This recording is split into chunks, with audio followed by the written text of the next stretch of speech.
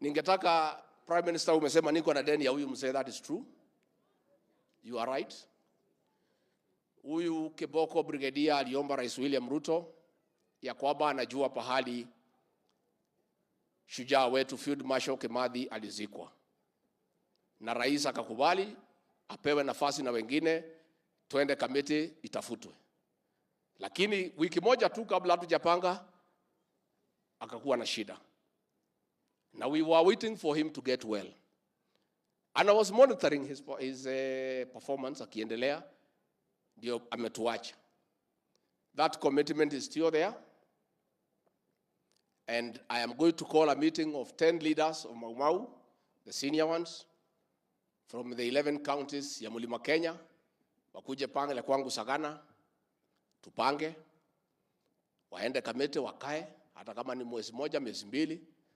Prime Minister, umesema utakuja huko ujiunge na hawa, karibu. Wewe unajua kamete vizuri. Na wewe umesema mimi sijui kamete, it is true. Lakini Rais Uhuru Kenyatta na wewe mlikuwa mnipangia kwenda kamete, Mungu akakataa. Si ni Mungu alikataa? Aliniwekelea makesi ya uongo ati nifungwe. Ati kwa sababu nimekataa kuunga huyu mzee mkono. Na mimi sikuwa na maneno. I had my right and choice ya William Ruto. So mimi, it's true, I have no experience in committee. And God amenisaidia, mlitaka niende hapo, Mungu akaniokoa. So wewe tutakualika kuja tusaidiane from your experience in committee.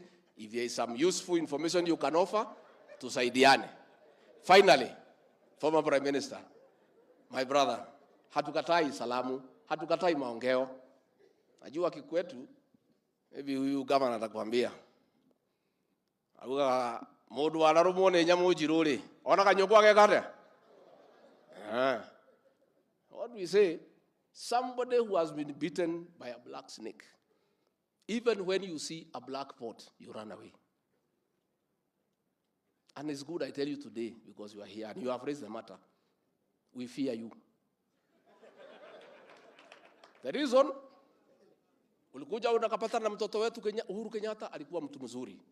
Alitupenda. Alitufanyia kazi. Mliposhikana na yeye akageuka.